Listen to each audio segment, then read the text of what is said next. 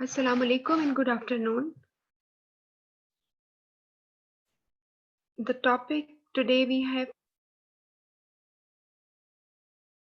इसके पास आपके पास सेट जो है इसका 5 होगा और एक और चीज़ आपको मैं बता दूँ स्टूडेंट्स जो रिवाइज़ कर रहे हैं स्पेशली कि आप जब क्लाउड पे देखते हो तो सेट 5 जो है वो लेटर्स के बारे में है और एक और सेट 7 है, जो इसी की कनेक्टिविटी में है, ठीक है? आपस में इसका लिंक है।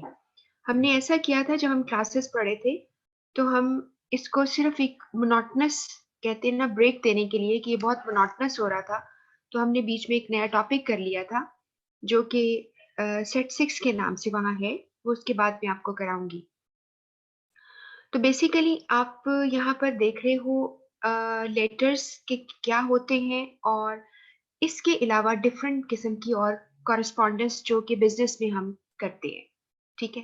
अब इसमें चीज़ हमने जो देखनी है बहुत इम्पोर्टेंट वो ये है कि इस वक़्त हम पहले ये फ़ोकस करेंगे कि हमें एमसीक्यूज़ बेस्ड जो आना है, वो हमें क्या पता होना चाहिए ताकि हम अच्छे एमसीक्यूज़ कर सकें और उसके लिए एक बेसिक जो है वो ये है आपको पता हो कि कितनी टाइप्स के लेटर्स होते हैं, उनके नाम, उनकी आगे डेफिनिशन आपको पता हो, ताकि आपको कोई सिचुएशन वो दे या कोई आपको डेफिनिशन दे तो आप उसको रिकॉग्नाइज़ कर सको, एक ये। नंबर 2 ये है कि जैसे आपको यहाँ लिखा हुआ नज़र आ रहा है, ये जो आपको बॉक्स में नज़र आ रहा है लिखा हुआ, ये आपकी सिलेबस आउटलाइन से कॉपी करके रखा है, ताकि आपको पता चले कि वहाँ पे क्या लिखा हुआ है, ठीक है? तो उसमें जो चीज़ें हमें बेसिकली पता करनी है वो ये कि लेटर जो है वो how is it like different from a memorandum memo से कैसे फ़र्क होता है, फिर मेमोरेंडम क्या होता है, फिर सर्कुलर क्या होते हैं, ठीक है? जैसे कि सबसे नीचे आपको रेड कलर में नज़र आ रहा है सर्कुलर लिखा हुआ। इसके अलावा ये भी सवाल पूछा जाता है कि लेटर रिपोर्ट से कैसे फ़र्क है और फिर रिपोर्ट प्रपोज़ल से कैसे फ़र्क है? तो ये चीज़ें हमें बहुत क्लियर पता होनी चाहिए। ये मैं आपको थोड़ा-सा पहले गाइड करूँगी, फिर हम इसको नोट्स को पढ़ेंगे, ताकि बेसिकली आपका कॉन्सेप्ट क्लियर हो जाए। उसके बाद आप ये देखोगे कौन-सी टाइप्स के बिज़नेस लेटर्स हैं, हम ये देखेंगे और फिर इवन ये भी देखेंगे कि क्या सिचुएशंस हैं, जिसमें हमें लेटर्स इस तरह के लिखने पड़ते हैं, like there are some routine letters, जैसे कि आपको 3rd लाइन में लिखा नज़र आ रहा है कि रूटीन लेटर्स होते हैं और पर्सुएसिव लेटर्स होते हैं। अब ये ज़रूरी नहीं कि ये रूटीन लेटर्स ही हों, आप इसे रूटीन मैसेजेस भी कह सकते हो और पर्सुएसिव मैसेजेस कह सकते हो। तो रूटीन मैसेज ये मैं आपको डिफरेंस अभी बता देती हूँ और फिर इसके अलावा पॉजिटिव एंड नेगेटिव मैसेजेस क्या होते हैं और इसको हम किसी और तरह से कैसे यानी इसको यूज करते हैं इस टर्म को and the last one here कि ऑर्गेनाइजेशनल प्लान का क्या मतलब है। तो मैं आपको एक छोटा सा इसका एक कहते हैं ना बर्ड्स आई व्यू लोगों सबको दे दूं इंट्रोडक्टरी सॉर्ट ऑफ उन लोगों के लिए जो पहली दफा सुन रहे हैं और जो पहले सुन चुके हैं उनकी रिवीजन के लिए।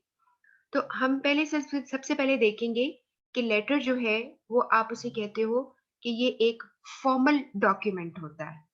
जो पहली बात ये होती है कि हम अपने कंपनी के इन हाउस टेम्पलेट्स हम इस्तेमाल करते हैं और उसमें कंपनी ऑर्गेनाइजेशन वो उसको प्रिंटेड फॉर्म में रखती है।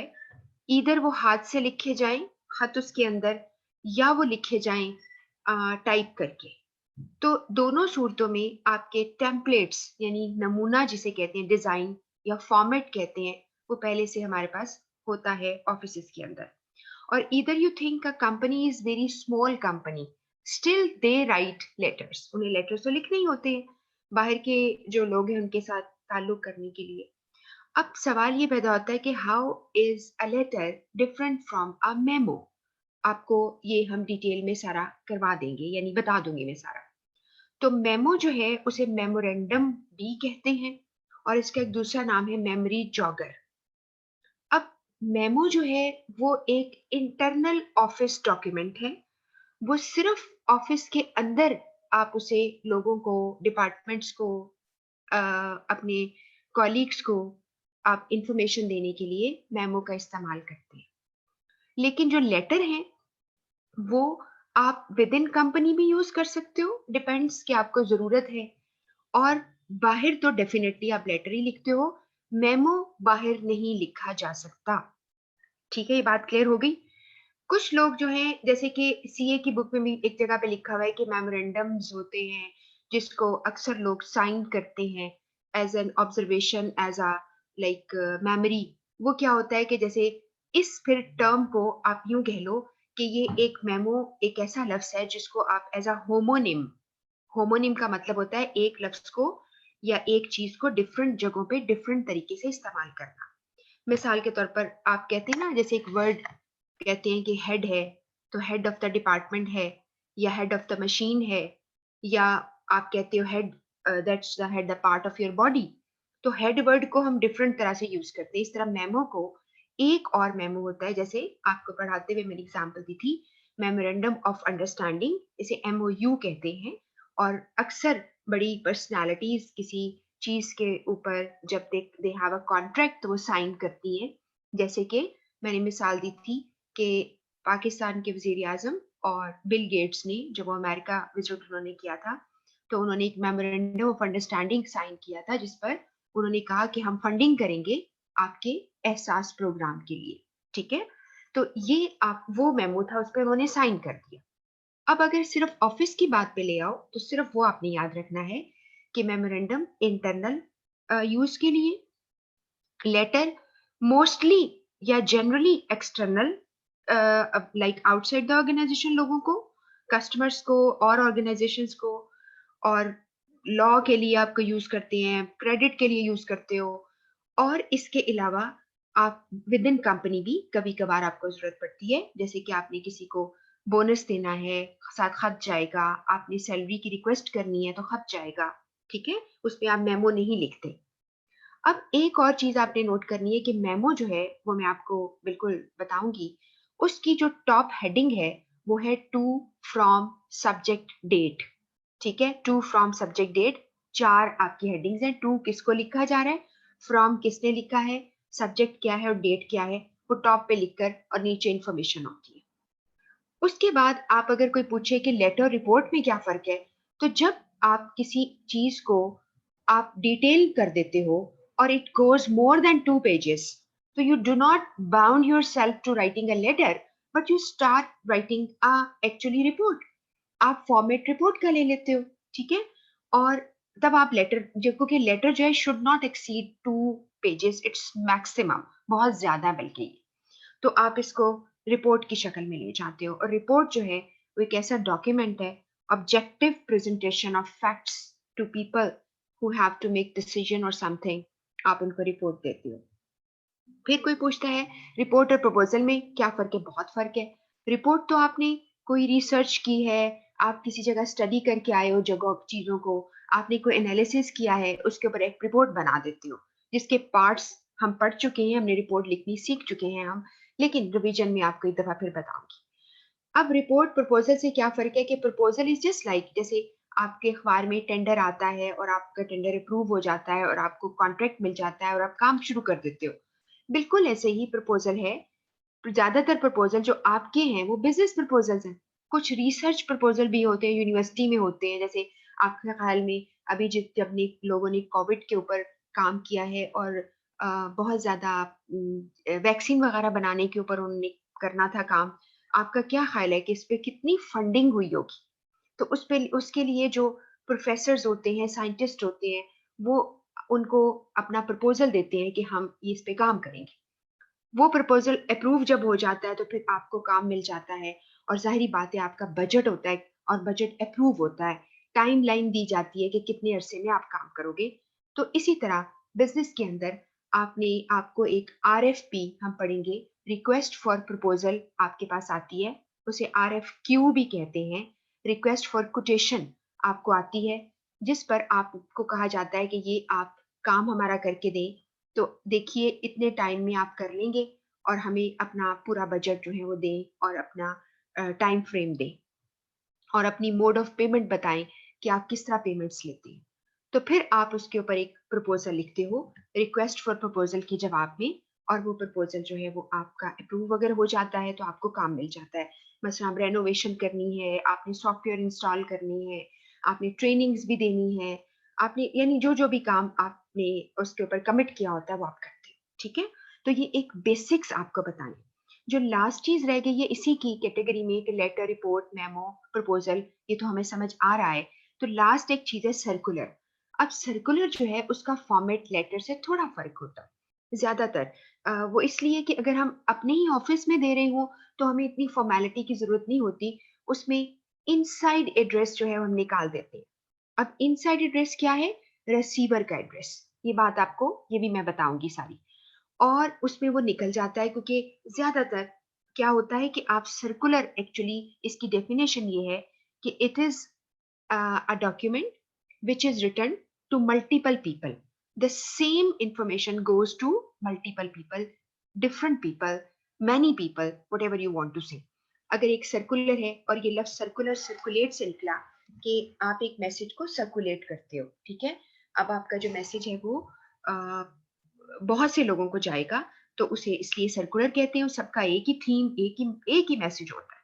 तो इसलिए, और अगर आपने बाहर किसी पर्सन लोगों को देना है, जैसे कि इंडिविजुअली हर एक को एक एक जाएगा लेटर, तो तब होता वो सर्कुलर ही है, लेकिन उसमें फिर इनसाइड एड्रेस आप लिख देते हो। यानी एक रिसीवर, जैसे मैंने मिसाल दी थी कि आप एक सर्कुलर के जरिए अपने तमाम कस्टमर्स को ये बताते हो कि हम आप खुद क्या है, एक हाउस बिल्डिंग, आप कोई कंपनी है, आप घर बना के देते हो, ठीक है, बिल्डर्स हो।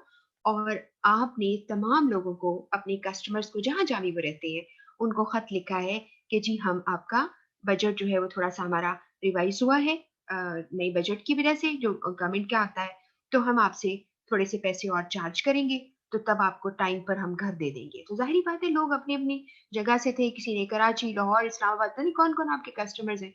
तो हर एक को खत तो एक ही गया है, मकसद तो एक ही है, मैसेज एक ही है, लेकिन उसमें फिर इनसाइड एड्रेस आ जाता है। ये बात आपको समझनी है बेसिकली। उसके बाद यहाँ पर आपको आ रहा है writing routine and persuasive letters. Routine में होता है कि आप रूटीन की बात है कि यानी ये हुआ वो हो गया, डिपार्टमेंट ने इतना काम किया, इतनी हमारा सेल बढ़ गई, या इस साल इस दफा इतनी सेल हुई है, इस वीक में ये हुआ है। आप उस पर एक लेटर लिख देते हो, दैट्स कॉल्ड रूटीन मैसेज। उसके लिए आपको कोई मेहनत करने की जरूरत नहीं है। आप अगर अच्छी है खबर या बुरी खबर है, आप शुरू में रखते हो और बता देते हो। आपके जो मालिक हैं या जो लोग भी इसके ऊपर करते हैं, इनको इंफॉर्मेशन यानी रिकॉर्ड रखते हैं, उनके पास खबर चली जाएगी। अब जाहिर बात है, अब देखो मिसाल के तौर पर कितने ब्रांड्स हैं, सब बेच रहे हैं, या इतने लोग हैं जो कि खाने से रिलेटेड हैं चीजें। अब ये तो नहीं कि हर वीक में उनकी सेल जो है वो एक ही रहती है, तो वो सेल वीक के एंड में खत लिखते हैं, जो सेल होगी बता देंगे। इस पे उन्हें कहानियां बनाने की जरूरत नहीं है, दैट्स कॉल्ड रूटीन। दूसरे जो लेटर्स होते हैं उन्हें नॉन रूटीन कहते हैं। और नॉन रूटीन के लिए एक और लफ्ज आपकी बुक्स में यूज होता है, स्पेशल। स्पेशल ओकेजन के लिए आप लेटर लिखते हो, जिसके लिए आपका लेटर परसुएसिव होना चाहिए, यानी कन्विंसिंग होना चाहिए। उसके लिए आप ज्यादातर शुरू में आप अपना जो खबर होती है वो नहीं देते, थोड़ा सा ड्रामेटाइज करते हो, या तो किसी को अगर अपनी बहुत ही आगे क्यूरोसिटी प्रोवोक करनी है, या कोई आपने उसको परसुएट करना है कि जो कुछ भी हुआ है ये आपके लाइक कैपेसिटी में नहीं था, आपके बियॉन्ड कंट्रोल था। इसके बाद आपके पास अगला पॉइंट आता है पॉजिटिव नेगेटिव मैसेजेस। इसका मतलब है good news messages and bad news messages. जो गुड न्यूज मैसेजेस हैं उसमें तो खबर पहले दे दो, बाद में सारा एक्सप्लेनेशन कर दो।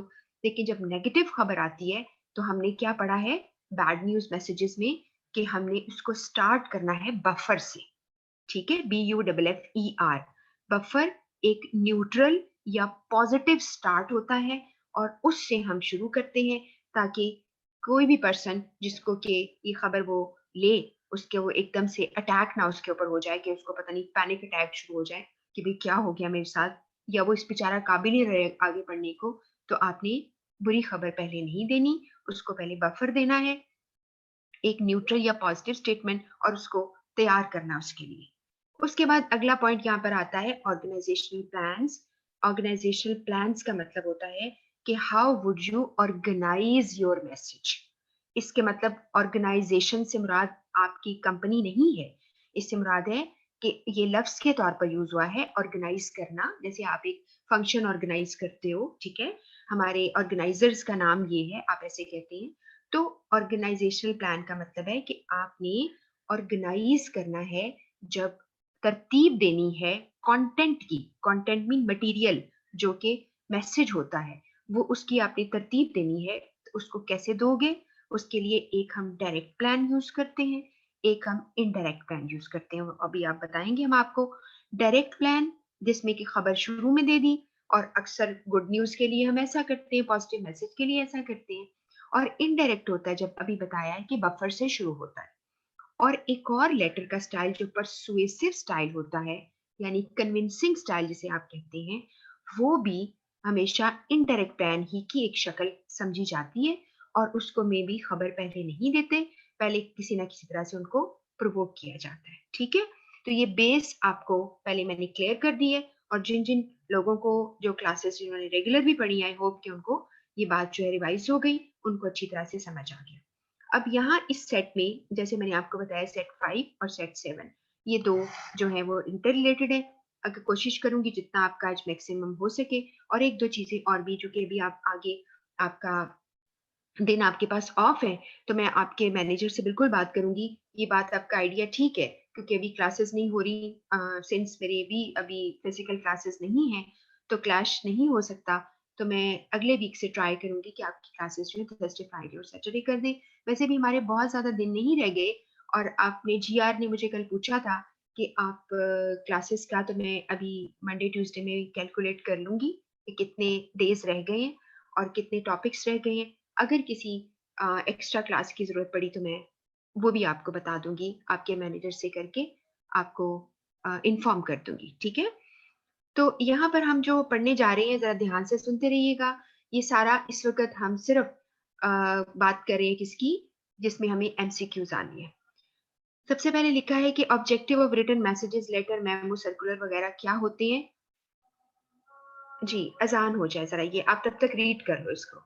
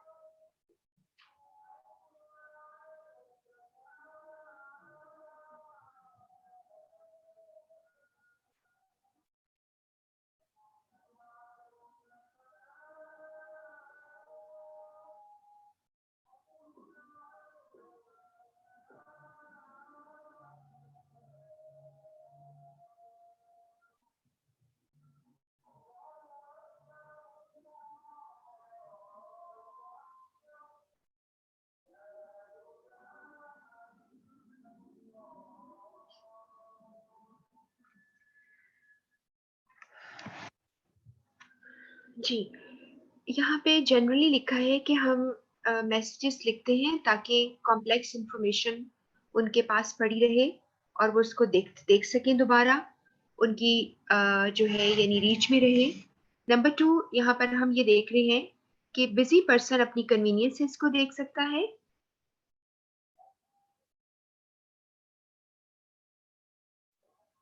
जी, अभी आपका सवाल क्या है माहूम फातिमा?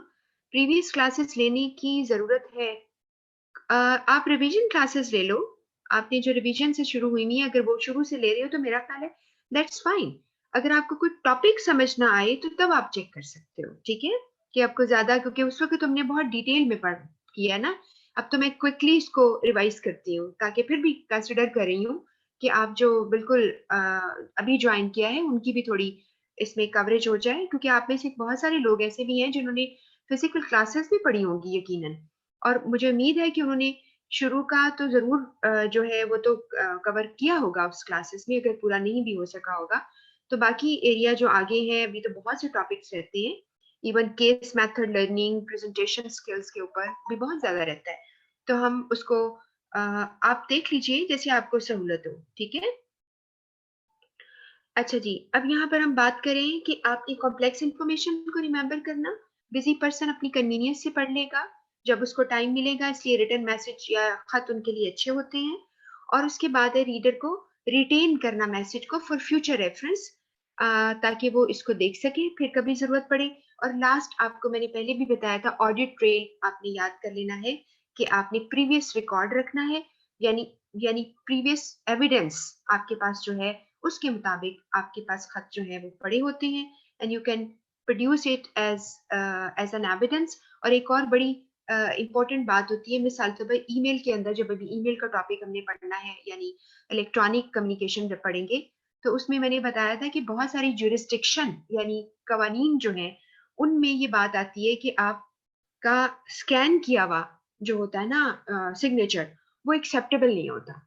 इसलिए फिर खत आपके लिए सबसे ज्यादा इंपॉर्टेंट होते हैं कि उसमें कम से कम आपके हाथ से आपने सिग्नेचर किए होते हैं, और ताकि आप कोई खुदा ना खासा कोई लीगल इशू बन जाए तो फिर उसके लिए ये एज एन एविडेंस आपके पास होता है, ठीक है? तो ऑडिट ट्रेल का मतलब है एक एविडेंस देना कि सीक्वेंस ऑफ इवेंट्स जो है, ये सीक्वेंस ऑफ कम्युनिकेशन आपकी हुई थी, उसे ऑडिट ट्रेल कहते हैं।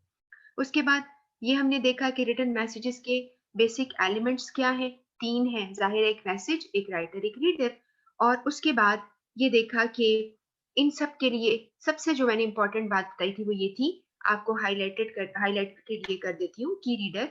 मैंने ये बताया था कि आपका सबसे फोकस जो है जब आप मैसेज बनाते हो वो आपका की रीडर होना चाहिए, क्योंकि की रीडर जो है वो डिसीजन मेकर है।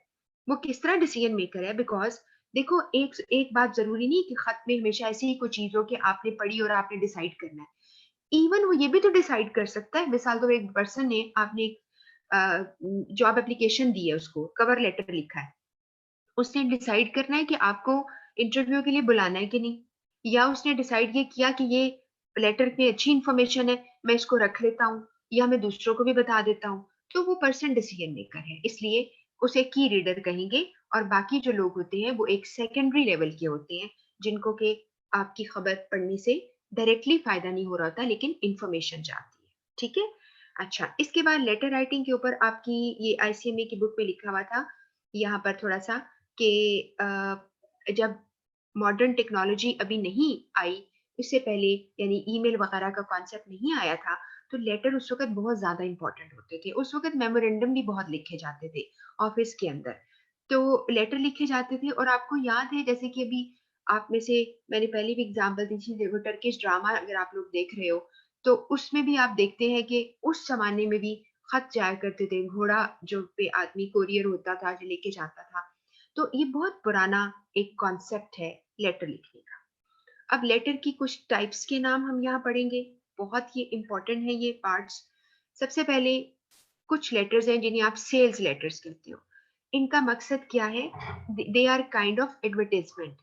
आपने अपनी प्रोडक्ट को या अपनी सर्विसेज को सेल करना है। आप कोई सर्विस देते हो, आप होटल हो, आप आपकी आपकी फ्लाइट्स हैं, आपकी गाड़ियां हैं जिसमें लोगों को आप ट्रेवल कराते हो, तो आप सर्विस देते हो, या फिर आप प्रोडक्ट बेचते हो, तो आपने उसको इंट्रोड्यूस कराना है, उन्हें सेल्स लेटर्स कहते हैं फिर, ठीक है?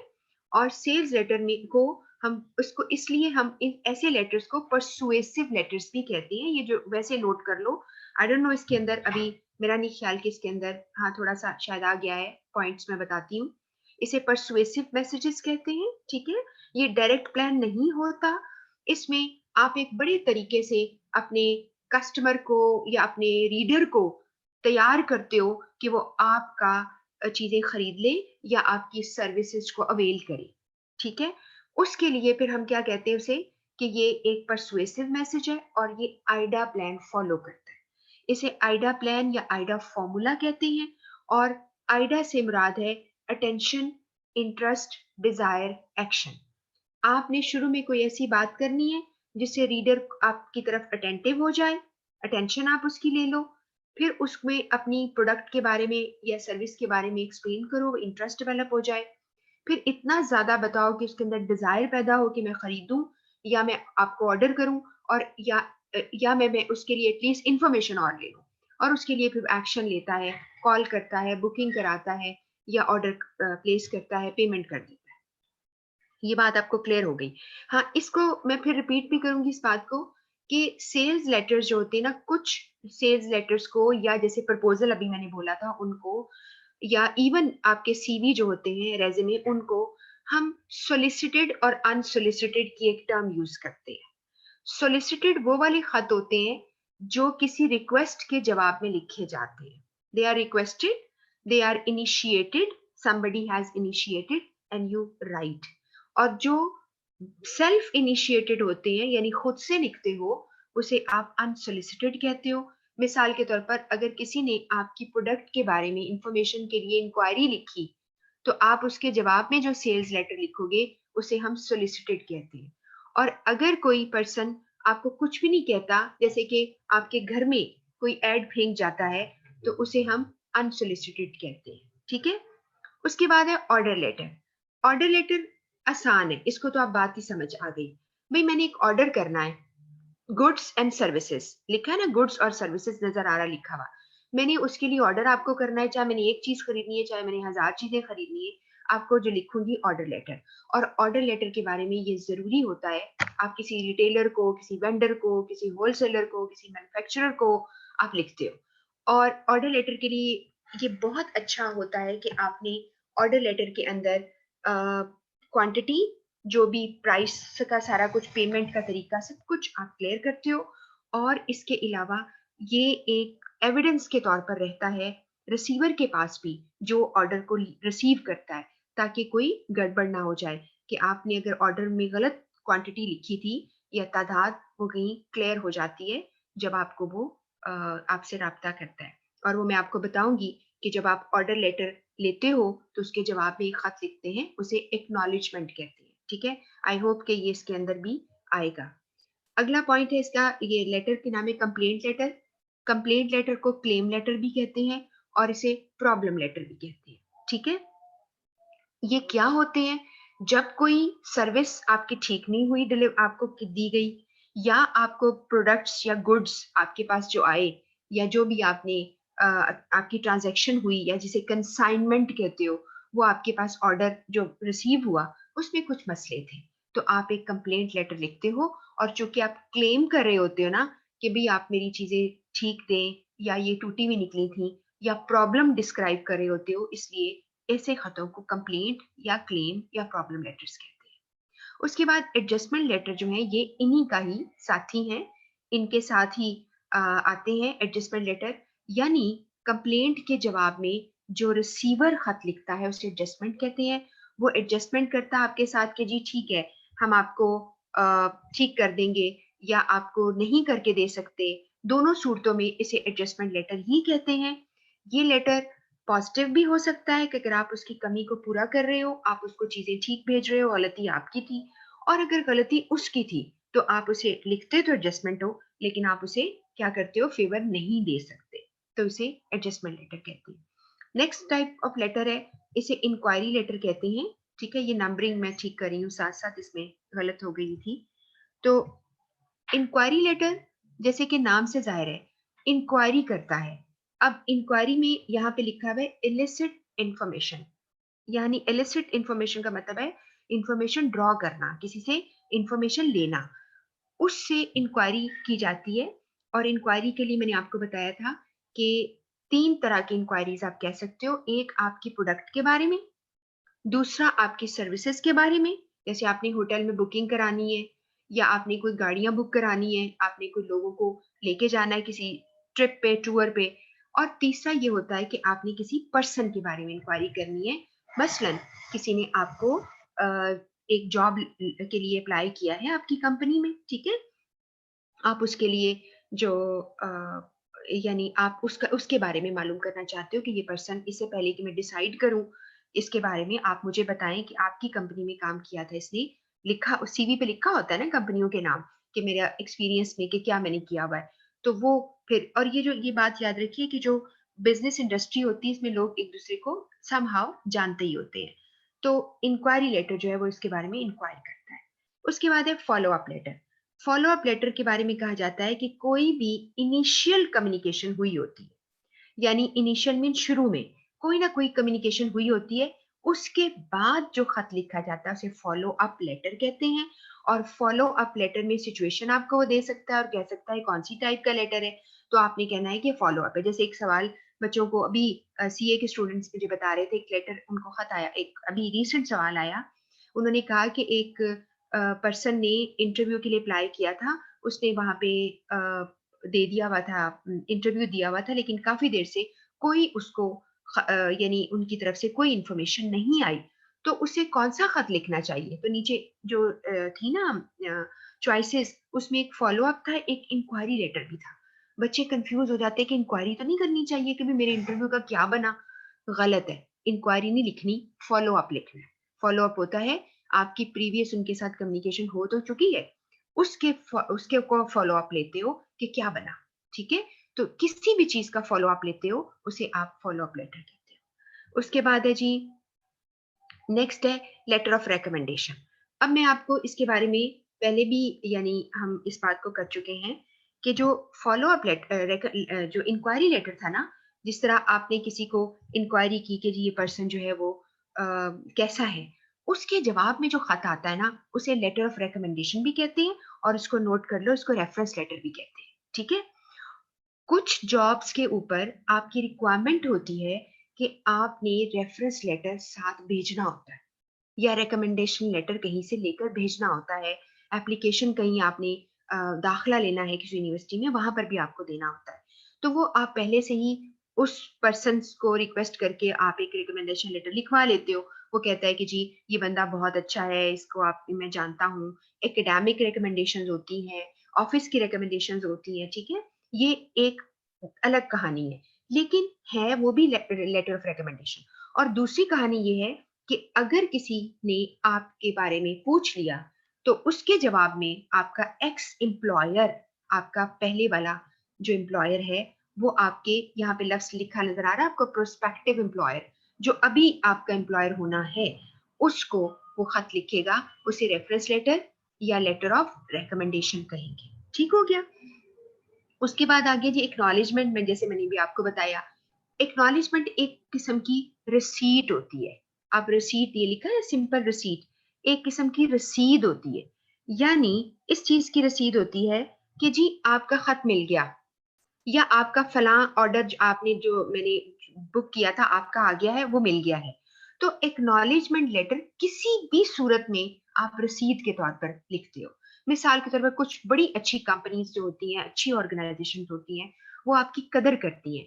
आपने उनको सीवी और रेज्यूमे भेजा, आपको एक्नॉलेजमेंट लेटर फौरन आ जाता है कि जी थैंक यू, हमने रिसीव कर लिया है, और हम आपको यानी बताएंगे कि अगर आप शॉर्टलिस्ट होते हैं तो आपको इंटरव्यू कॉल करेंगे फला टाइम तक, ताकि वो बंदा बेचारा परेशान ना रहे कि 8 दिन के अंदर अगर आपको नहीं आई, उसने डेडलाइन दी थी, तो खुदा ना खासा आपको नहीं बुला रहे वो। ठीक है, ये एक्नॉलेजमेंट लेटर होता है। फिर एक्नॉलेजमेंट लेटर होता है कि ये जैसे भी बताया कि आपके ऑर्डर मिल गया है, हम आपका पूरा कर लेंगे, ये भी हो गया। और ये भी हो सकता है कि आपका ऑर्डर आ गया है, तो उसका एक्नॉलेजमेंट लिखते हैं कि थैंक यू, हमें आपका जो ऑर्डर हमें टाइम पे मिल गया है, इसका बहुत शुक्रिया। तो उसको भी एक्नॉलेज करना होता है, मान लेना। ठीक है, तस्लीम कर लेना। उसके बाद है कवर लेटर। कवर लेटर को कवरिंग भी कहते हैं। कवर लेटर जो है वो असल में, जब आप दो तीन सूरतें हैं आपको मैं बताती हूँ क्या। एक कवर लेटर का मतलब ये होता है कि आपने जो भी चीज अभी भेजी है उसकी कवरेज करने के लिए एक लेटर साथ डाल देते हो। आपका ऑर्डर आपने पूरा किया, आपने वो कंसाइनमेंट डिलीवर की, साथ आप खत भेजा कि जी आपकी फला पूरा हो गया ना, या आप चेक कर लें इसको, ये सारा आपके साथ है। ठीक हो गया, ये कवर लेटर हो गया, उसको कवरेज दे रहा है। नंबर 2, आपको चेक मिलता है, चेक के साथ ही एक लेटर आया है, वो बताएगा कि जी ये इतना चेक है, ये फला अमाउंट का है, और ये आपकी पेमेंट हमारे पास रहती थी उसके लिए है। तो एक सबूत के तौर पर कवर लेटर साथ आ जाता है। इसी तरह अगर आप रिपोर्ट लिखते हो, रिपोर्ट बहुत बड़ी है, उसके साथ एक कवर लेटर छोटा सा होता है जो बताता है कि रिपोर्ट में क्या मैंने किया। आपने मुझे ऑर्डर किया था रिपोर्ट का, फला टाइम तक मैंने पूरी की, मेरी टीम ने साथ काम किया है, सारी कहानी एक समझ ले कवर लेटर की शक्ल में डालकर उसको कवरेज दे देता है। तो कवर लेटर प्रपोजल के साथ, लेटर के साथ, किसी पैकेज के साथ, किसी चेक के साथ, आपके सीवी के साथ जाता है। और जब सीवी के साथ जाता है तो हम उसको क्या कहते हैं, जॉब एप्लीकेशन। इसी कवर लेटर का नाम बन जाता है जॉब एप्लीकेशन, जो आप अपनी सीवी या रेज्यूमे के साथ डालते हो। असल में होता ये है कि लोग ये कहते हैं कि भाई असल में पता है क्या होता है, ये आपकी ना राइटिंग टेस्ट होता है जब आप जॉब के साथ देते हो। राइटिंग टेस्ट इसलिए होता है कि आप अच्छी अंग्रेजी में अपनी क्वालिटीज को बताते हो। हालांकि आपके सीवी में बताया होता है, लेकिन आपने उन पॉइंट्स को फोकस करके हाईलाइट करना है जो जॉब पर रिक्वायर्ड है। ठीक है, जॉब पर रिक्वायर्ड है। यहाँ पे जो स्टूडेंट पहली दफा इसको सुन रहे हैं, यहाँ पर कवर लेटर के आखिरी आपको वर्ड नजर आ रहा होगा सक्सेंट। सक्सेंट कहते हैं कोई चीज बहुत शॉर्ट और बहुत क्लियर, ब्रीफ एंड क्लियर उसको कहते हैं। तो आपकी जो लेटर है वो हमेशा सक्सेंट यानी बहुत ही शॉर्ट और टू द पॉइंट होनी चाहिए। अगला है लेटर ऑफ रेजिग्नेशन। ये तो बहुत ही आसान है, सबको पता है। या आप जॉब को छोड़ के जा रहे हो, या आप कंपनी जो है वो आपको आपको कह रही है कि आपने नहीं हमारे साथ कंटिन्यू कर सकते, तो आप एक फॉर्मेलिटी होती है और एक प्रूफ होता है कि आपने यहाँ से रिजाइन कर दिया, तो that is called resignation letter. ठीक है, तो आप अपनी या तो यानी कहने का मतलब है कि आप चीजों को गिव अप कर रहे होते हो, आप छोड़ रहे होते हो आप जॉब को। इसके बाद अगला है कलेक्शन लेटर। इसके बारे में मैंने आपको बताया था कि कलेक्शन लेटर्स को डनिंग लेटर भी कहते हैं। ये सीरीज में लिखे जाते हैं, यानी एक लंबी एक तरतीब में लिखे जाते हैं। ये क्या है, ये वो लेटर्स हैं जब आप कोई चीज क्रेडिट पे लेते हो। ठीक है, उधार पे लेते हो, यानी आपने बहुत सा सामान आपका क्रेडिट पे जा रहा है, आपने ड्यू आपकी डेट थी वो गुजर गई, आपने पेमेंट अभी तक नहीं की।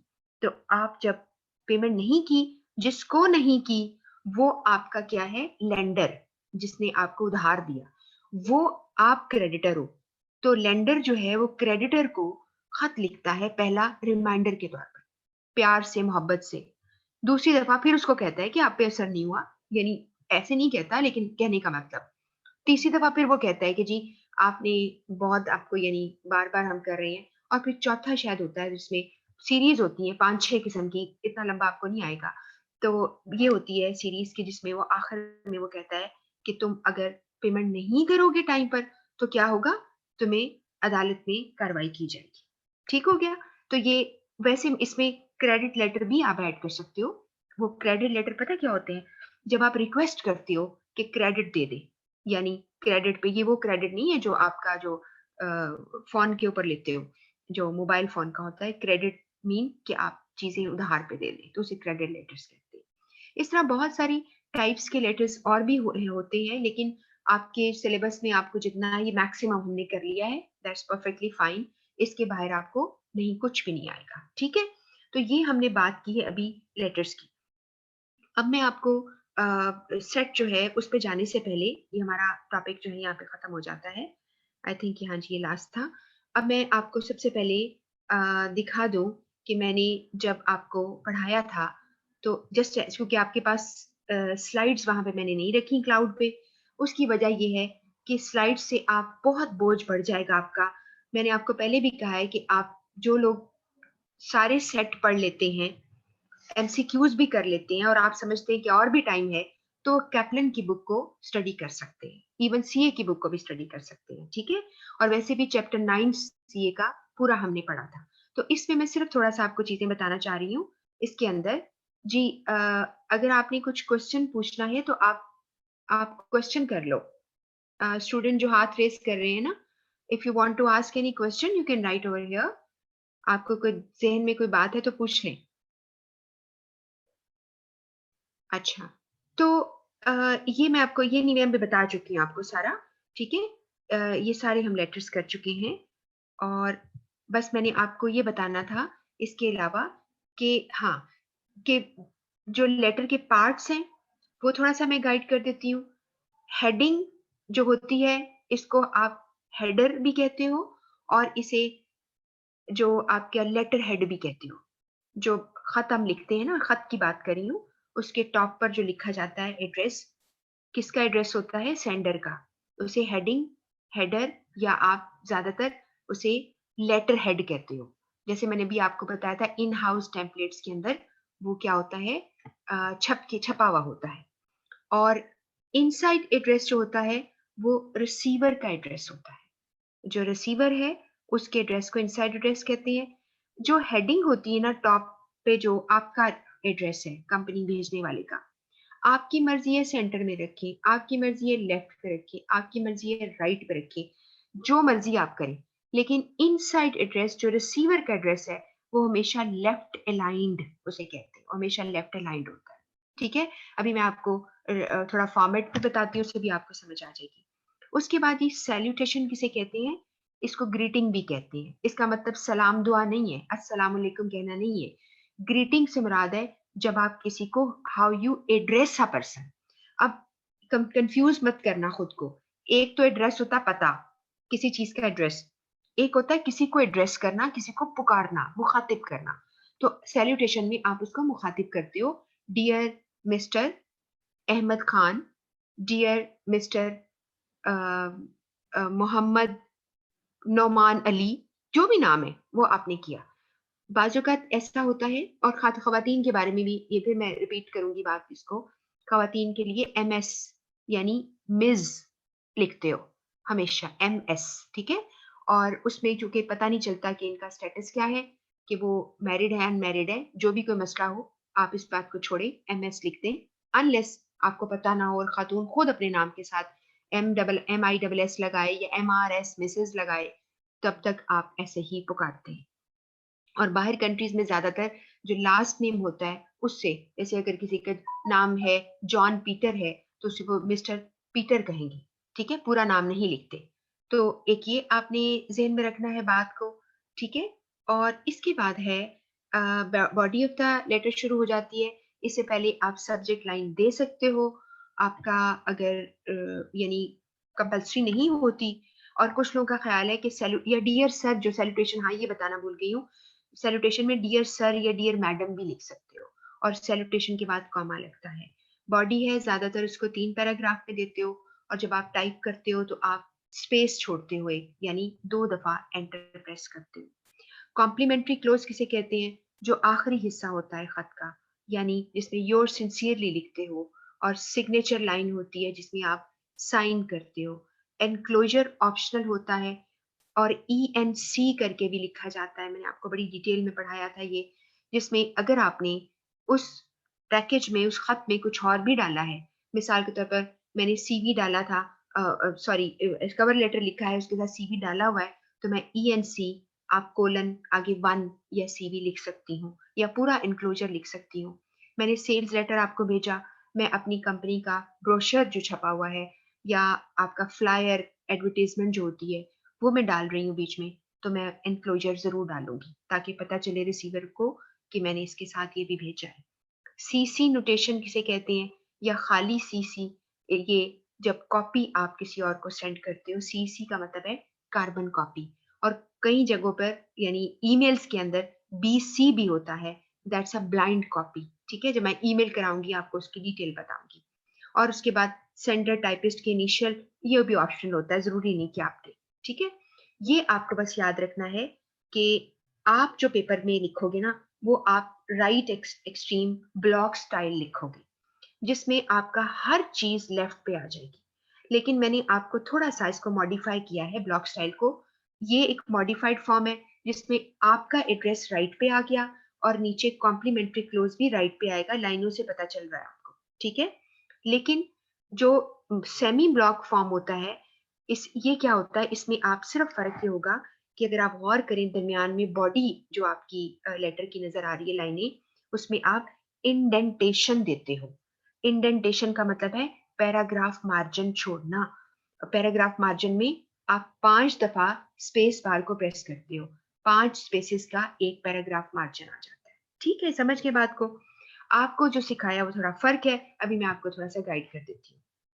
ये अब आप इस वक्त टाइम नहीं है इसके ऊपर बात करने का, ये मैं आपको तो, और ये बहुत ज्यादा जो लिखा हुआ ना, ये बहुत कॉम्प्लिकेटेड, कि कितनी लाइनें छोड़नी, क्या ये करना है, ये बहुत पहले जमाने में इसके ऊपर काम होता था, अभी भी कुछ लोग करते हैं, मगर इसको भी आपको करने की जरूरत नहीं है, ठीक है।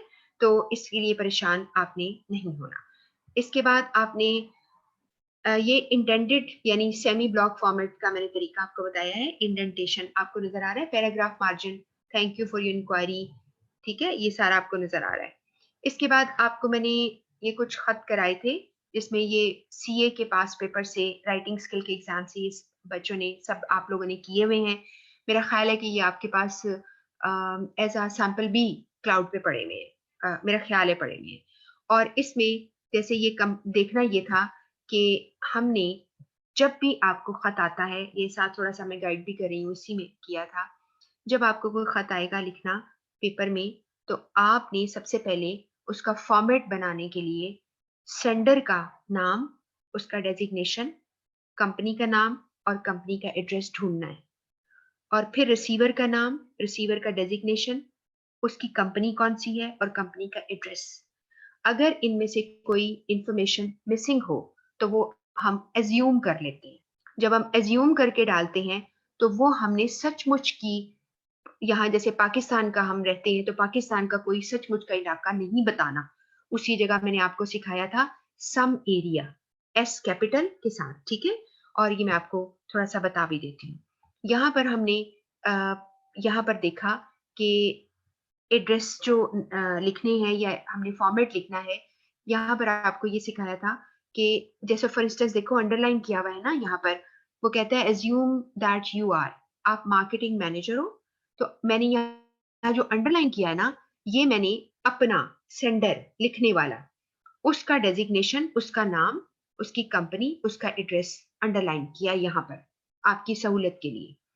और जो रिसीवर है उसकी जितनी की इंफॉर्मेशन मुझे मिली उसको मैंने बोल्ड करके इटैलिक्स में कर दिया। ठीक है, समझ आ रही है बात की। तो यहाँ पर ये हुआ था इस पूरी सिचुएशन में कि एक कंपनी थी जो कि स्प्रे की मार्केटिंग करती थी, और देखा कि स्प्रे जो है आउटडेटेड निकल आए थे कार्टन, और उसने कहा कि जी ये हमारे खराब हैं, ठीक है। तो आपको खत आया हुआ था उसका, तो अब आपने उसके जवाब में लिखना था खत, ठीक है। आप क्या लिख रहे थे, एडजस्टमेंट लिख रहे थे। तो आपकी कंपनी जो है सरमाया केमिकल लिमिटेड है, आप मार्केटिंग मैनेजर हो, और नीचे लिखा हुआ है जो अंडरलाइन, इसमें लिखा था, पता नहीं क्यों ऐसे लिखता है पेपर में बनाने वाला, उसने कहा जी आपका नाम कौसर है। अब मेरा नाम अगर कौसर बताया तो मैंने अपना नाम नहीं चेंज करना। आप कहेंगे जी ये मेरा सर नेम होना चाहिए आगे, कुछ छोड़ दें इस बात को, इस पे कोई परेशानी वाली बात नहीं है। और जगह का नाम लिखा है जी मच्छर रोड दादू। आप खुद सोचें कि सरमाया केमिकल लिमिटेड कंपनी जहां भी है वो मच्छर रोड दादू पे मौजूद है, तो आप इसने प्लॉट नंबर नहीं दिया। कम से कम प्लॉट नंबर तो होना चाहिए ना। प्लॉट नंबर क्या होता है, जैसे आपका घर का पता, आपके घर के का एड्रेस में अगर आपके घर हाउस नंबर जो है से 25 है, 13 है, 99 है, तो वो आपका प्लॉट नंबर होता है। तो मैंने ये भी सिखाया था कि जब एग्जामिनर आपको लफ्ज प्लॉट नंबर देता है तो आपको प्लॉट नंबर लफ्ज को निकाल दे, जरूरत नहीं है उसकी, ठीक है। तो आप अगर गौर से इसको पढ़ लें तो बुखार एसोसिएट्स, आपका प्लॉट नंबर 111 है, इकबाल रोड बद्दीन, और आपका नाम क्या है, आपका डेजिग्नेशन क्या है जिसको मैंने देना है खत, कुछ नहीं लिखा हुआ इसके अंदर, नहीं बताया गया। उस सूरत हाल में आपने जो बिल्कुल नए स्टूडेंट हैं उनको वही इसमें प्रैक्टिस करनी पड़ेगी, और देखना पड़ेगा कि देखिए हमने किस तरह से इस एड्रेस को बनाया। हमने अपनी कंपनी का नाम लिखा, साइड पे लोगो लिखा, और कुछ आप में से स्टूडेंट बहुत एक्सपर्ट हो गए माशाल्लाह, they are doing so good. अभी मुझे, मैं दिखाना बल्कि चाह रही थी, और शायद मैं अगले वीक में, चलो मैं दिखाती हूँ। अभी एक स्टूडेंट ने इसी वीक में मुझसे राब्ता किया था, उसने एक फॉर्मेट बनाया हुआ था, तो उसने मुझे चेक कराना था, उसने परफेक्ट फॉर्मेट करना सीख लिया था, और वो बिल्कुल ऐसे ही खत लग रहा था जैसे कि सचमुच सैंपल जो मिलते हैं ना आपको इंटरनेट पे वैसे, ठीक है। तो अब आपको जो नए लोग हैं उन्होंने क्या सीखना है, और जो लोग पहले भी हैं उन्होंने कुछ मिस किया है, उन्होंने एक चीज ध्यान से देखिएगा कि उन्होंने क्या चीज सीखनी है यहाँ पर। अ, जी मैं एक मिनट देखूं, कोई क्वेश्चन आप पूछ रहे हैं मुझे।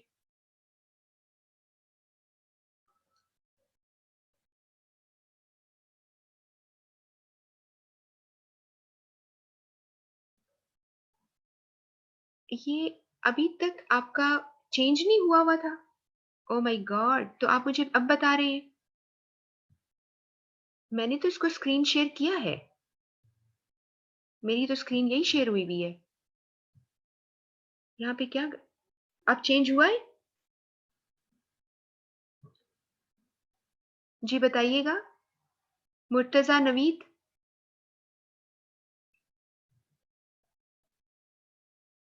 अच्छा, अली असगर कह रही है। ये तो बहुत ही गड़बड़ हो गई। तो आप मुझे पहले फौरन ही बताते ना कि आप सो गए थे बीच में।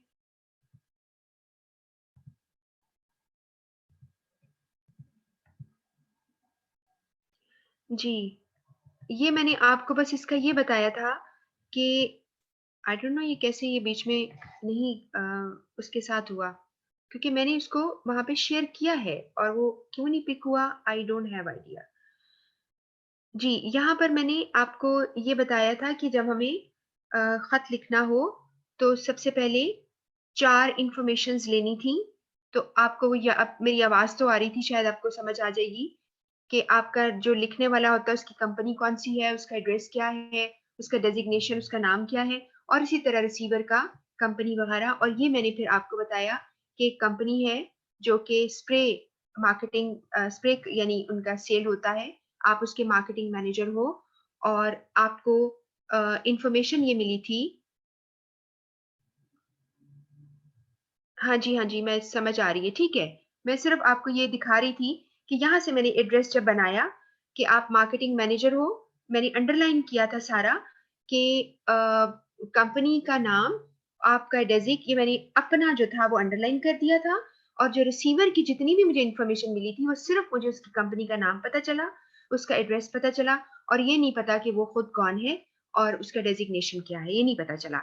तो इसलिए मैंने उसको यहाँ पर मैं थी जब मैंने इसको यानी चेक किया आपने मुझे, तो यहाँ पर हमने बात की कि ये वर्ड जो है आपको नज़र आ रहा होगा लोगो, आप इसी लाइन पे बेशक लिख दो, इससे कोई फ़र्क नहीं पड़ेगा। जिससे वरना फिर आपका लेटर में ना 1 पेज पर पूरा नहीं आता, क्योंकि आपको मैंने बोला है 11 या 12 फ़ॉन्ट साइज़ रखिएगा। लेकिन आपने अगर अपनी कंपनी का नाम लिखोगे, तो जब आप उसको अगर फ़ॉन्ट साइज़ बड़ा करना चाहेंगे तो आप कर सकते हो। कंपनी का नाम जो है ना उसका फ़ॉन्ट साइज़ बड़ा कर लेना। और इसके अलावा ये भी है, नहीं करना तो आप उसको बोल्ड कर लेना, ये भी हो सकता है। और जो चीज़ें परमानेंट आपने सीखी हैं, वो आप इस चीज़ का ध्यान करेंगे। परमानेंट क्या थी? कंपनी का नाम, एक हेड ऑफिस आपने को मैंने सिखाया था कि आप हेड ऑफिस जो है वर्ड यूज़ कर सकते हो, ठीक है? आपकी मर्ज़ी है कि कंपनी आखिर जो होती है ज़ाहिर है अपने ऑपरेशन जहाँ हो रहा होता है या फैक्ट्री जहाँ पे मैन्युफैक्चरिंग है वहाँ से नहीं लिख रही होती, अपने ऑफिस से लिख रही होती है। तो हेड ऑफिस और आगे जब आपको ये भी सिखाया था कि आप इसको सेंट्रलाइज कर लेना। जिन स्टूडेंट को ये प्रॉब्लम आती है कि वो सेंट्रलाइज नहीं कर पाते, तो उसका बेहतरीन हल है उसको लेफ्ट पे रहने दें। सारा कुछ लेफ्ट पे रहने दें, इससे कोई फ़र्क नहीं पड़ेगा। इवन आपकी डेट और आपका रेफरेंस भी लेफ्ट पे आ जाए, तब भी फ़र्क नहीं पड़ेगा, क्योंकि ये सारा लेफ्ट अलाइन्ड हो जाएगा। और पेपर में अगर एग्ज़ामिनर ये कह देता है कि सारा ब्लॉक्ड लिखो, फिर तो आपको सारा कुछ ही लेफ्ट करना पड़ेगा, ठीक है? लेकिन आमतौर पे ऐसा ऐसा कुछ नहीं होगा, ऐसा कुछ नहीं होता। तो यहाँ पर हमने कंपनी का नाम हर लफ्ज कैपिटल से शुरू किया। हेड ऑफिस के बाद मैंने चूंकि मच्छर रोड के साथ मैंने खाली उसने मच्छर रोड लिखा था, मैंने 65 प्लॉट नंबर दे दिया। जब मैंने प्लॉट नंबर दिया तो छोटा सा देखिए आपको डैश नजर आ रहा है, ठीक है? ये मैंने डैश का इस्तेमाल किया इसके अंदर, या इसको हाइफन कहेंगे आप। तो और उसके बाद दादू उसने खुद बोला था ये नाम है। अब मैंने यहाँ पर ये सिखाया था कि जब एक लाइन में एक से ज्यादा इंफॉर्मेशन आती है तो कॉमा लगाते हैं, ठीक है? लेकिन लाइन के एंड में कोई कॉमा नहीं लगाते, याद रखिएगा बात को। इसके बाद फ़ॉन आपने बस एज़्यूम किया है, फ़ॉन के बाद कोलन, पी कैपिटल ध्यान से लिखिएगा। मैंने ऐसे ही 334455 लिख दिया है, सचमुच कोई ईमेल फ़ॉन नहीं लिखना।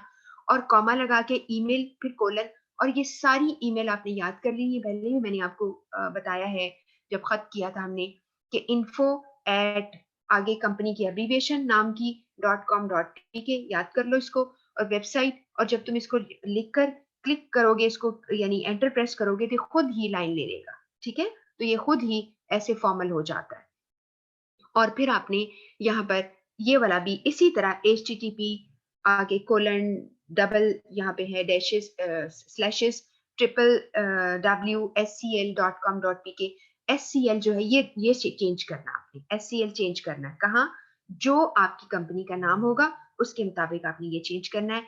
अगर ये फॉर्मेट आप दे देते हो तो आप, ये मैं बार बार हमेशा कहती हूँ कि आपका कभी भी नहीं हो सकता है कि एग्जामिनर आपको मार्क्स नहीं दे, ठीक है।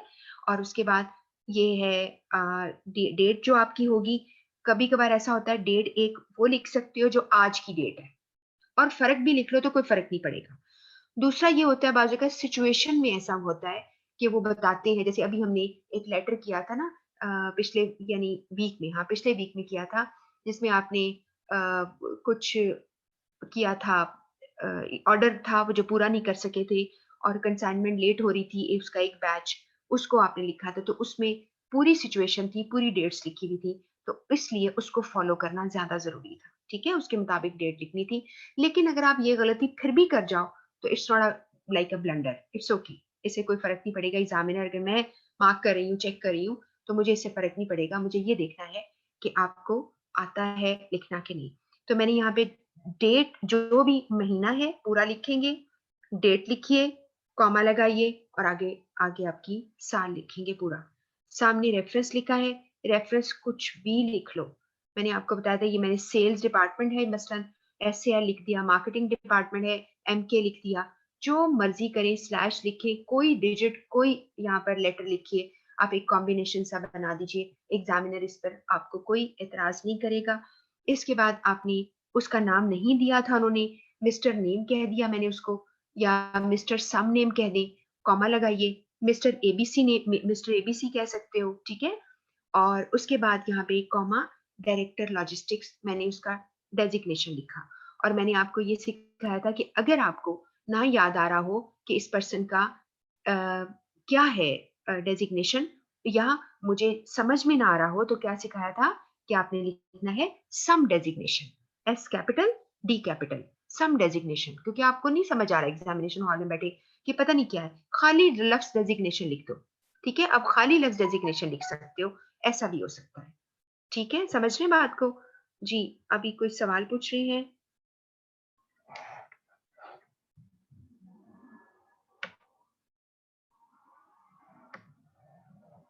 नहीं, उजाला खान पूछ रही है रेफरेंस लिखना जरूरी है, बिल्कुल जरूरी नहीं है।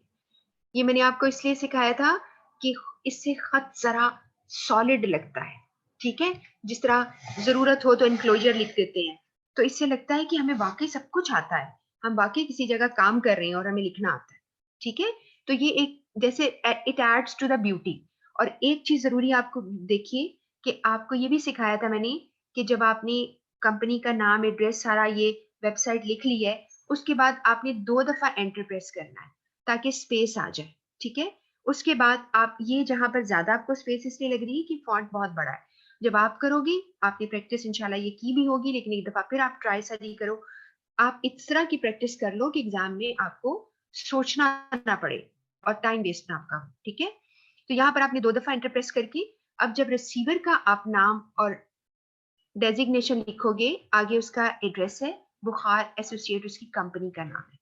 अब एक और चीज यहाँ पे नोट कीजिए कि अगर उसका नाम लंबा है बहुत, पर्सन का नाम दिया उसने, आपने पूरा नाम लिख दिया, आगे उसका डेजिग्नेशन पूरा नहीं आ रहा और आपको बुरा लग रहा है और आपका सेंटर तक चला गया है, तो आप क्या करोगे, अगली लाइन में ले जाओ, नो प्रॉब्लम, ठीक है। अगली लाइन में ले जाओ, और अगर अगली लाइन में ले जाकर जैसे, और कभी कभार हम एब्रीविएशन भी यूज कर सकते हैं, जैसे CFO है, तो आप उसको, ये से होता है चीफ फाइनेंशियल ऑफिसर, उसकी जगह CFO लिख दो, आप ऐसा कर सकते हैं, ठीक है।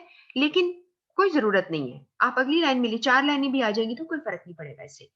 और जब आपने नाम और उसका डेजिग्नेशन इकट्ठा एक लाइन में लिखा, तो आपने देखिए कॉमा लगा हुआ है, ये चीजें बहुत इंपॉर्टेंट है। इसके बाद बुखार एसोसिएट्स, मैंने इसके आगे उसका एड्रेस नहीं लिखना चाहा, कंपनी का नाम है, आगे उसने लिखा है प्लॉट नंबर, लिखा था ना वर्ड उसके अंदर, मैंने बोला था आपको प्लॉट नंबर 111, मैंने लफ्ज प्लॉट निकाल दिया, मैंने सिर्फ लिखा 111 हाइफन इकबाल रोड बदीन। आपने देखा ये पूरा जो हाइफन क्यों लगाया कि उस रोड पर प्लॉट नंबर 111 है, कॉमा बदीन यानी जगह का नाम। और अगर यहाँ पे ना लिखा होता तो हम इसको एज्यूम कर लेते, अभी इसमें आएगा एक एज्यूम करने वाला, ठीक है। फिर एक चीज नोट कीजिए, जब आपने डेट लिखी और रेफरेंस उसी लाइन में आपने एडजस्ट किया, आगे आपने 2 दफा एंटर प्रेस करके स्पेस देनी है। हर इंफॉर्मेशन के पैकेज को, चाहे वो 1 लाइन का हो चाहे 4 लाइनों का हो, दूसरे से फर्क करने के लिए 2 दफा एंटर प्रेस करना है, ठीक है। फिर आपने 2 दफा एंटर प्रेस किया और डियर मिस्टर नेम, और यहाँ चेंज नहीं करना नाम, जो नाम यहाँ लिखा है ना उसके एड्रेस पर, इस एड्रेस को क्या कहते हैं, inside address, address of the receiver, recipient. और ये वो एड्रेस होता है जो आपके लेटर के एनवेलप के बाहर भी यही लिखा जाता है, ठीक है। और इसीलिए आजकल के एनवेलप जो है वो ट्रांसपेरेंट विंडो उसके अंदर से नजर आता है, तो ये दोबारा नहीं लिखना पड़ता लोगों को, तो ये भी एक तरीका है, ठीक है। अब आपने उस नाम को नीचे वही लिखना है, डियर मिस्टर नेम, आगे कॉमा लगाया और आगे आपने खत शुरू कर दिया। अब यहाँ पे देखिए तो आपको, जी ये मैंने सिर्फ फर्क आपको ये करके दिया था, मैं आपको बता देती हूँ, मैं आपको फर्क सिर्फ बताती हूँ, एक ही चीज है ये भी वही है। दूसरी मैंने ऑप्शन दी थी कि अगर आपने, देखिए यहाँ पर मच्छर रोड हेड ऑफिस लिखा था, मैंने हेड ऑफिस खत्म कर दिया, मैंने यहाँ पर देखिए 65 मच्छर रोड, आगे दादू। अगर मेरे मुझे लगता है कि लाइन अच्छी करनी है तो कॉमा लगाकर पोस्टल कोड लिख दीजिए 123, ये भी एक बड़ा अच्छा तरीका है। आप मेरी बात समझ गए हो ना, ये सिर्फ एक थोड़ा सा मैंने आइडिया दिया था। और लफ्ज लोगो की जगह आपने SCL आपको नजर आ रहा लिखा, यानी मैंने कंपनी की एब्रीविएशन को एज अ लोगो यूज कर लिया, लेकिन मैं आपको सजेस्ट करूंगी बेहतर है आप लफ्ज लोगो लिख ले, दैट्स बेटर, ठीक है ना। और उसके बाद आपने यहाँ पर बाकी सारा वैसे ही है, सिर्फ मैंने आपको एड्रेस को चेंज करके दिखाया। इसके बाद मैंने उसको कंपैरिजन में करके दिखाया था कि देखो ये लिखा ऐसे नजर आ रहा है, ये लिखा ऐसे नजर आ रहा है, इट डजंट मेक डिफरेंस, दोनों ठीक है। और फिर इसके बाद एक और ये खत था, और इस पर सारा हमने किया था। इस पे मैं सिर्फ जल्दी से आपको बता देती हूँ कि यहाँ पर बिग पब्लिशिंग लिमिटेड कंपनी थी, ठीक है। और ये वाला जो है मेरा ख्याल है कि ये आपके पास ये होंगे खत, आप चेक कर लेना, अगर नहीं हुए, अगर आप चाहते होंगे तो मैं आपको ये शेयर कर सकती हूँ आपसे। तो ये खत बिग पब्लिशिंग लिमिटेड, ये यानी आप पास पेपर हैं सीए के, उसमें से ये हैं, ऐसे ही मिलते जुलते आपको भी आते हैं, क्योंकि जितने आपके पास पेपर के जो मैंने आपको लेटर नोट्स के अंदर डाल के भेजी हैं उसके अंदर सारे आपके पास पेपर के हैं, ऐसे ही बिल्कुल आते हैं, यही ट्रेंड है। तो यहाँ पे उसने बोला था यूनिवर्सिटी रोड पे है, तो उसको हमने 35 यूनिवर्सिटी रोड कह दिया, ठीक है। और ये सारा एड्रेस उसने दिया था, तो हमने हेड ऑफिस नहीं लगाया तो आगे पोस्टल कोड लगाया। और ये भी जरूरी नहीं है, आप ये समझें कि जी अगर हेड ऑफिस नहीं लगाना तो पोस्टल कोड लगाना, नहीं, आप ना लगाएं, छोड़ दें, उसको सेंटर कर दें, ठीक है। इसके बाद फोन फैक्स उसी तरह आपने देखा, इन्फो एड हमने यहाँ पर लिख दिया है, इन्फो एड BPL, यानी SCL था, उसकी जगह पे हमने ये चेंज करके लिख दिया। ये मैंने आपको समझाया था कि आपने इस चीज का ये ध्यान करना है कि आपने कंपनी का नाम एब्रीविएशन ले ली है। यहाँ पे रेफरेंस और कुछ लिख दिया है, इससे कोई फर्क नहीं पड़ेगा। आप अगर रेफरेंस ABC XYZ 123 ऐसे भी लिख दोगे तो फर्क नहीं पड़ेगा। इसके बाद डेट लिखी है, इसके बाद मिस्टर ABC नाम नहीं दिया था उसने, कस्टमर सर्विस ऑफिसर था वो, सलाम डिस्ट्रीब्यूटर कंपनी का नाम था, और ये सारा लिखा हुआ था 105 शाहरा इकबाल लाहौर, जैसे लिखा था हमने दे दिया, और कॉमा लगाकर एंड कर दिया, जो उसने इंफॉर्मेशन दी थी हमने लिखी। अब उसने नाम नहीं दिया था, हमने यहाँ पे मिस्टर ABC लिखा था, वहां पे मिस्टर नेम लिखा था। यहाँ पर अगर मिस्टर ABC है तो डियर मिस्टर ABC आएगा। खत, ये पूरे खत खत्म हो गया है, मसलन ये मैंने आपको सिर्फ फॉर्मेट बताया हुआ है। उसके एंड में आपने योर सिंसियरली लिखना है, ठीक है, कॉमा लगाना है। ये बात याद रखिएगा, दो ऐसी जगह हैं जहां पे कॉमा एंड में आता है, एक सैल्यूटेशन में और एक आपका किसमें, कॉम्प्लीमेंट्री क्लोज, योर सिंसियरली। और ये याद रखिएगा योर्स में ये अक्सर MCQs भी आ जाते हैं, जिसमें वो आपसे पूछता है कि कौन से वाला सैल्यूटेशन बेस्ट है, या कौन से वाला जो है इसको बोलते हैं कॉम्प्लीमेंट्री क्लोज ठीक है। तो आप नोट करें कि वाई कैपिटल है, योर्स के साथ एपोस्ट्रोफी नहीं है, और सिंसियरली S स्मॉल है, और फिर आगे कॉमा लगेगा, ये जरा ध्यान से देखिए।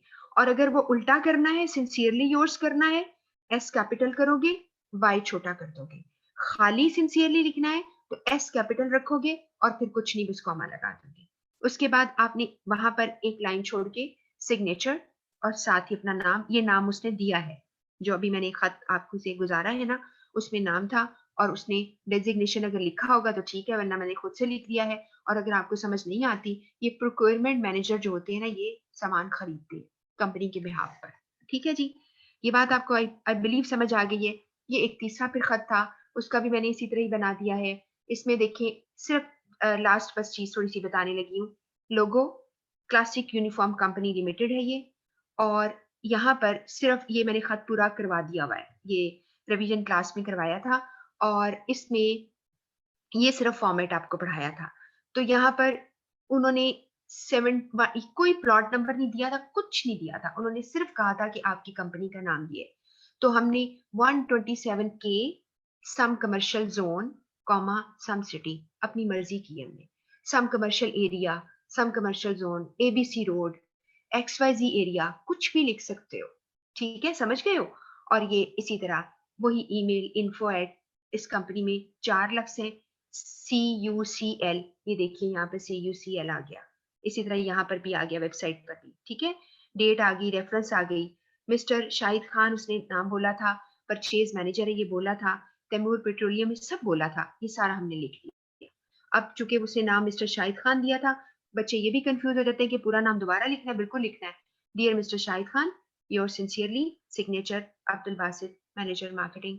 ये आपने लिख दिया, अगर दिया है तो दे लिख दिया, वरना आप निकाल देते हो। ठीक है, तो ये आपका जो है खत्म हो गया ये सारा वाला पार्ट। ठीक है, ये बाकी मैंने आपको डिटेल बताई थी, कौन सी लाइन छोड़नी है कौन सी नहीं। ये भी फॉर्मेट जब पढ़े थे हमने, तो ये सारा कुछ हमने लिखा था। जो कुछ फिर इसमें इसमें इस खत में ये था, ये देखिए यहाँ पर लिखा हुआ है। इसमें इन्होंने सारा एड्रेस दिया था, ये ऊपर वाला हमने सारा लिखा, ये भी सारा दिया था, पूरा दिया था।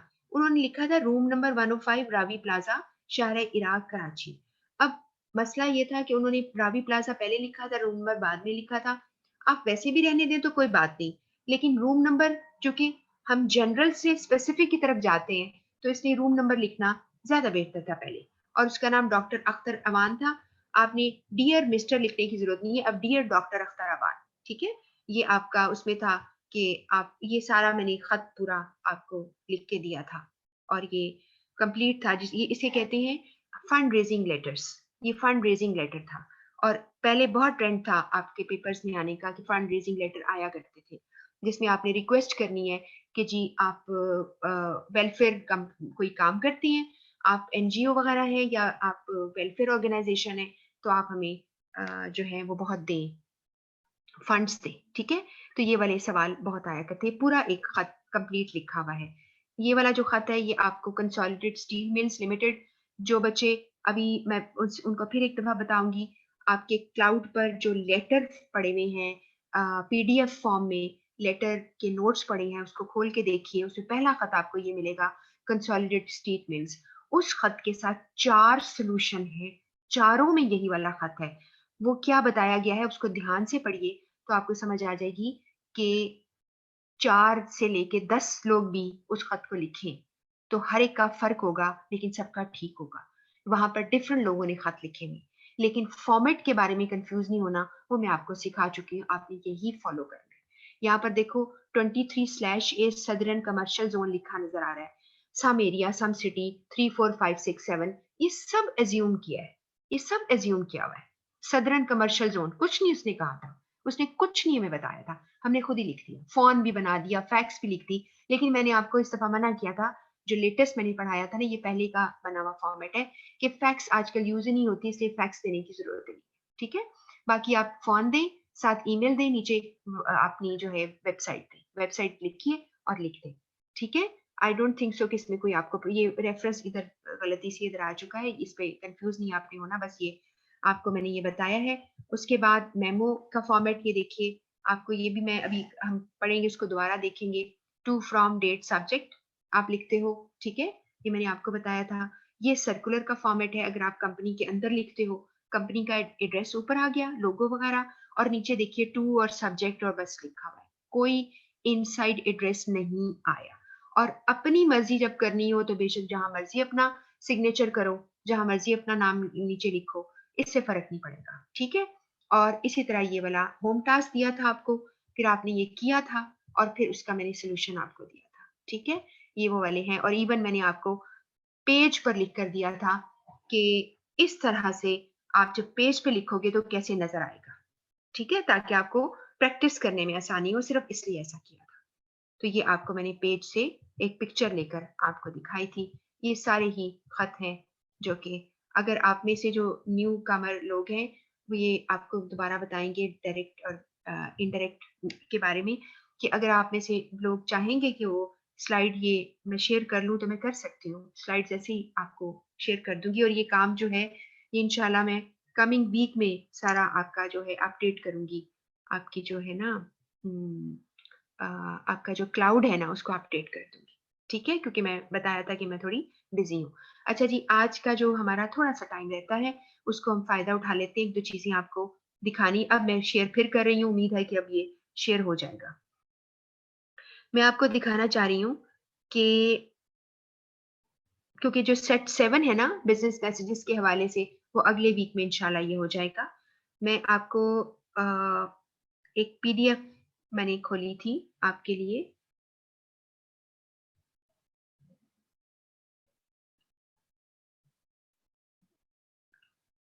नहीं, यहाँ पर मुझे जस्ट अ मोमेंट मैं लेती हूँ।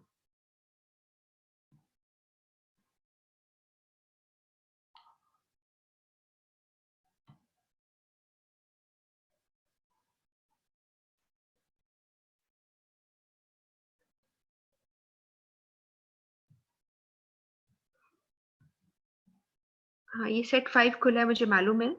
मैं आपको 1 मिनट के लिए आपका मैं ये लेती हूँ।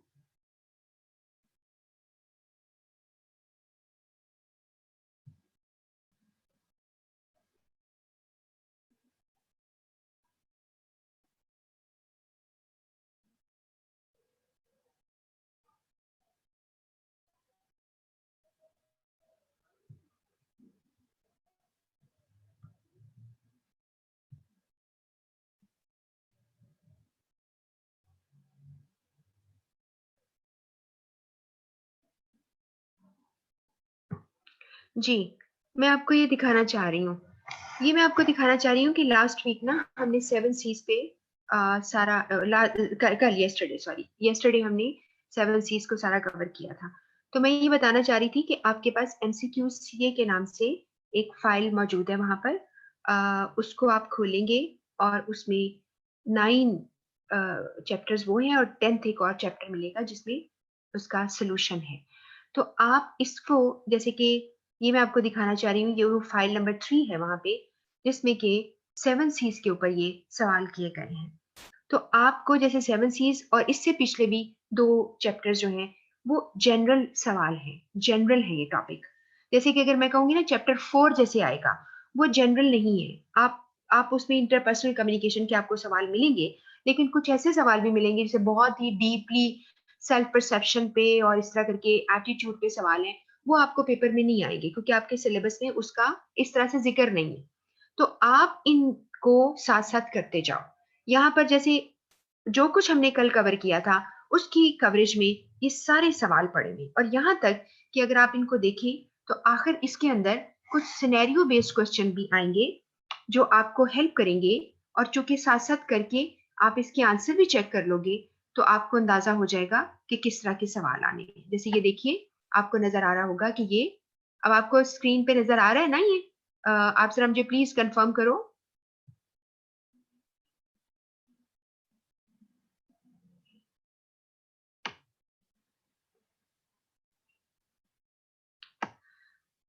जी ठीक है। अच्छा, माम फातिमा कह रही है ब्लॉक लेटर फिर बता दें। देखिए, ब्लॉक फॉर्मेट का मतलब पता है क्या होता है कि जब आप खत लिखे ना तो वह ब्लॉक की शक्ल में नजर आए। उसका मतलब होता है कि आपको कोई स्पेस बार जैसे होती है ना कि या टैब यूज करना जिससे कि आपका स्पेस आ जाए, या सेंट्रलाइज करना, उसकी जरूरत नहीं रहती। ब्लॉक फॉर्मेट का मतलब है write something, press enter, go to the next line, press enter twice, go to या लाइन विद अ स्पेस, आप स्पेस दे देते हो, तो उसे ब्लॉक फॉर्मेट कहते हैं। अगर एग्जामिनर आपको कहे कि ब्लॉक फॉर्मेट सिर्फ यूज करना, तो फिर आप ये करेंगे। ठीक है, उसमें फिर ऐसा कर लेना कि आपका जो लेटर हेड वगैरह आपने लिखा है ना जो सेंटर में एड्रेस है, वो भी अगर आप लेफ्ट पे ले जाएंगे तो कोई फर्क नहीं पड़ेगा, वो पूरा लेफ्ट अलाइंड हो जाएगा। ठीक है, लेकिन जब छपे हुए खत होते हैं जैसे कि प्रिंट किया हुआ एक आपको मिलता है ऑफिस का लेटर पहले से ही, तो वहां पर आपको चूंकि वो छपा हुआ होता है उसके बावजूद भी लेटर आप ब्लॉक फॉर्मेट लिखते हो। बाकी आपका जो टाइप फॉर्मेट होता है ना, टाइप करते हो चीजें, वो सारी लेफ्ट अलाइन कर देते हैं, उसे ब्लॉक फॉर्मेट कहते हैं। और आजकल के दौर में इंडेंटेशन का इस्तेमाल बिल्कुल नहीं है। इंडेंटेशन का मतलब है पैराग्राफ मार्जिन देना। जब हम आमतौर पे लिख रहे होते हैं ना, हाथ से लिख रहे होते हैं पेपर्स के ऊपर, तो आप देखते हैं कि पैराग्राफ मार्जिन हम देते रहते हैं। आप मेरी बात समझ रहे हैं ना? ठीक है, अगर कोई और सवाल भी है तो आप पूछ लें। तो ये मेरा ख्याल है आपको मेरी बात पूरी समझ में आ गई है कि ये वाले आप इसको देख लेंगे। और मेरे पास एक बस लास्ट चीज है जो आज की क्लास के लिए, जी, यहाँ पर कुछ चूंकि हमारे पास अभी सिर्फ 11 मिनट्स मौजूद हैं इस वक्त, तो आप लोग क्या कर सकते हो कि जी अगर कोई क्वेश्चन है तो पूछें।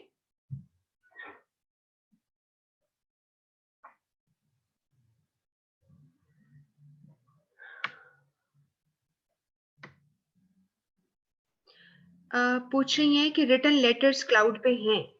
जी बिल्कुल है, वहां पर आपको ना अ, कुछ मिलेगा होमवर्क और फिर सोल्यूशन होमवर्क, वहां पर आपको खत मिलेगी।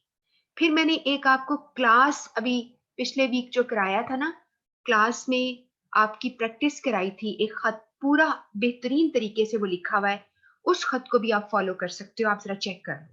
इसीलिए मैं एक्स्ट्रा चीजें क्लाउड पे नहीं डालती ताकि आप कंफ्यूज ना कर जाओ अपने आप को, ठीक है? क्लाउड पे आपको सीए की बुक मिलेगी पीडीएफ में। क्लाउड पे आपको सीए के मिलेंगे क्वेश्चंस और एक बीसी 1000 के नाम से क्वेश्चन। आप जरा उनको देखना शुरू करो, उसके लिए टाइम एलोकेट करो। यानी इस तरह ना करो कि फिर इस तरह आप कंफ्यूज ना अपने आप को कर जाए। तो और जो आज मैंने अभी स्लाइड्स की है, ये वाली स्लाइड्स में से कुछ सवाल एक लेटर नोट्स के नाम से है, लेटर नोट्स पीडीएफ फॉर्मेट है उसका, स्कैन करके उसमें लेटर पड़े हुए हैं। उसको जरा खोल के देखिए तो आपको वो समझ आ जाएगी, ठीक है? जी आप कह रही हैं ना, जी वो खत मैंने लेटर खुद लिखा हुआ है, जी हाँ। जो लेटर मैंने आपको लास्ट वीक पढ़ाया था वो मैंने खुद लिखा था और वो मैंने उसके ऊपर डाल दिया है, ठीक है? तो अभी भी जो खत आपको नजर आई, ये भी मैंने आपको स्लाइड पे जो नजर आए ना वो मैंने खुद ही लिखे हुए हैं। और जो आपको लेटर नोट्स के हिसाब से नजर आएगा वो भी मैंने उस पर खुद काम यानी इस तरह किया है कि ग्रुप वर्क होता था और उसमें मैंने उसको करेक्ट करके किया हुआ है। ठीक है, मेरी बात समझ रहे हैं ना आप लोग?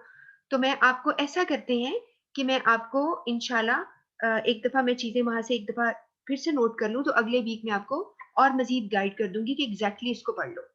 लेकिन आपको लेटर के नाम से जो मिलेगा वो आपको जरूर मिल जाएगा, ठीक है? आपको लिखा हुआ लेटर जो है मिल जाएगा। अच्छा ठीक है, आपके पास सीए की बुक है, परफेक्टली फाइन। लेकिन सीए की बुक को उसमें से मैंने अपने नोट्स के अंदर काफी कुछ डाला हुआ है और सीए की बुक से एक ही चैप्टर मैंने पूरा पढ़ाया हुआ है, वो चैप्टर 9 है बस। बाकी मिक्स किया हुआ है क्योंकि आपका जो ट्रेंड होगा ना आईसीएमए का वो एग्जैक्टली सीए जैसा मुझे लगता नहीं होगा, थोड़ा बहुत फर्क होगा। क्योंकि कुछ लोग रेफरेंस बुक वो पढ़ रहे होते हैं तो एग्जामिनर जो पेपर सेट करता है उसको भी पता है।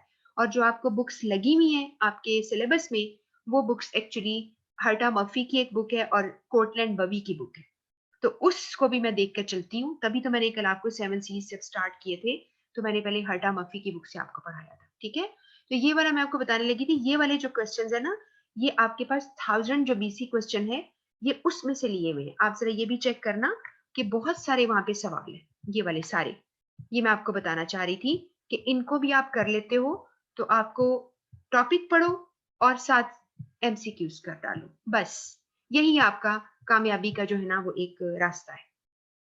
ठीक है, ये बहुत सारे थे, मेरा ख्याल था कि अगर आज कोई टाइम मिला तो मैं जरूर आपको ये करवा दूंगी, लेकिन आप जरा चेक कर लो इसको। ये आपके 1000 और जब आपको मिलेंगे ना उसके आगे डी और ई लिखा नजर आएगा आपको।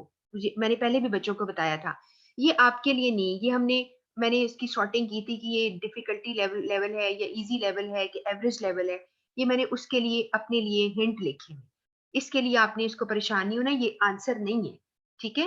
वैसे भी ई जो है वो तो है ही नहीं इसके अंदर। तो डी ई ए आपको लिखा नजर आएगा, ये 1000 बीसी क्वेश्चंस के अंदर से है, ठीक है? तो आपने ये वहां पे प्लीज देख लें आप लोग। और उम्मीद है कि ये आपको बहुत फायदा देंगे।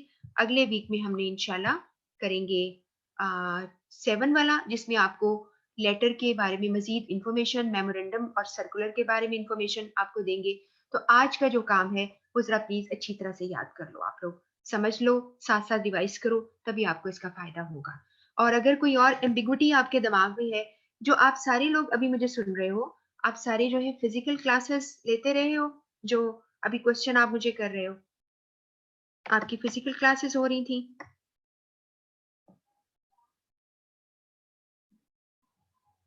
नहीं बता रहे, ठीक है, चलिए ठीक है, फाइन। आप कोई वैसे क्वेश्चन पूछना हुआ तो आप मुझे व्हाट्सएप कर लीजिएगा, ठीक है। अब इन चैप्टर्स को, सेट्स को आपने इस वक्त सेट 1 से लेकर आपने सेट 5 जो था वो हमने कर लिया है, और सेट 7 हम नेक्स्ट से करेंगे शुरू, और 6 भी बाद में करेंगे। जी ठीक है, ठीक है, आप लोग जो है पहले फिर फिजिकल क्लासेस में चले गए, ठीक है जी। अब मैं क्लास इसको क्लोज करती हूँ, ठीक है, और आप इसको पढ़िए साथ साथ, और कवर कर लीजिए अगले वीक तक। और उम्मीद करती हूँ कि क्लास जो है वो थर्सडे को होगी, और इन दैट केस के अगर क्लास थर्सडे को होती है तो मैं ग्रुप्स में आपको मैसेज कर दूंगी, ठीक है, और टाइम यही होगा, लेकिन डे जो है वो चेंज हो जाएगा, फिर संडे हम ऑफ कर देंगे। अच्छा जी, अल्लाह हाफिज।